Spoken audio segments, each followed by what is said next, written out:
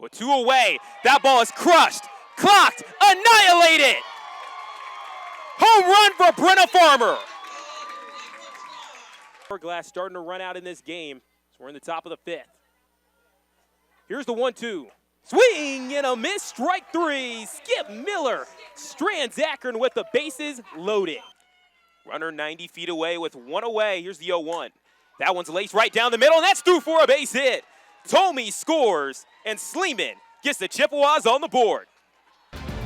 On this Saturday here in Athens, Ohio, I got 2 words for you. Rubber match. Game 3 of the series between the Ohio Bobcats and the Central Michigan Chippewas. Welcome into OSF alongside Sam Hyman. My name is Sedric Granger. Welcome to Game 3 of the series. Yesterday, we had the doubleheader, and usually when you got doubleheaders, teams tend to split them right down the middle, and we saw that yesterday, Sam. We certainly did, and we saw a lot of small ball as well. That was the theme of the 2 games yesterday. 8 combined sacrifice bunts in those 2 games. Expect to see a lot more of that today. A lot of balls put in play. Yeah, speaking of those 2 games, let's take a look at what happened yesterday. First for Central Michigan, they only needed 1 run to win the game. And that came off the bat of Abby Tomey. Bottom of the 5th inning here in Athens, Ohio. Battle between the team that's in 2nd right now in the MAC and the team that's in 6th. Ohio and Akron going to war in a double header.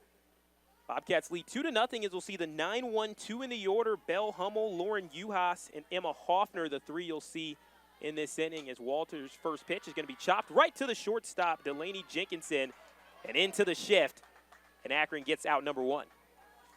Not an easy play at all there. Jenkinson had to hurry. Again, you can't hesitate at all if you're a fielder approaching a ground ball from a slap hitter. It's so tough, especially when you get that head start up the first base line, and well done from Jenkinson. I can imagine Akron has had a lot of training against that, seeing that Brooke Civic and Megan Lee have utilized that style a lot. So in practices, Absolutely. I'm sure they've seen that quite a bit. It's got to be a huge help for all the infielders, particularly the left side of the infield. So in comes Lauren Uhas, 1 for 2 on the day with a single in the first to lead things off for the Bobcats, and had a ground out in the 2nd.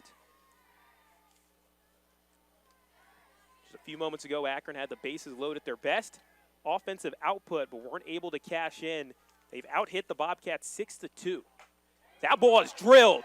Lauren Uhas launches one onto the roof.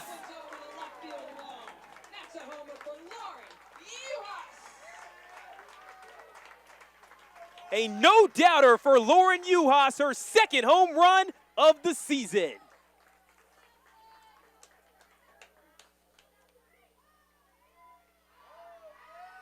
Gotta love it. The hugs. You know, when I spoke to Brenna Farmer, she told me that Lauren Uhas gives the biggest hug. So she's probably giving those big hugs to all of her teammates after this. Take another look here with that quick front foot, get it down, and boom. Just a simple swing from Lauren Uhas, who has her 2nd home run, as you mentioned, of the season. She didn't hit any in 2023.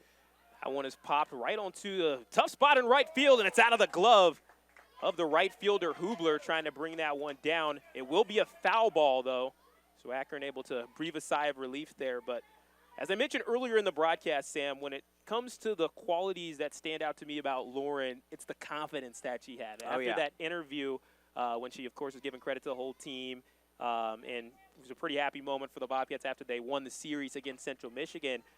Looking ahead, she said, this is a team that we can go on a win streak. We're feeling really confident right now with the squad that they have, and it's really translated. It's rejuvenated this entire Bobcat team. Despite the 1-6 start in conference play, they did not let that get them down, and they have been playing exceptionally over the last 11 games, now make it 12 games.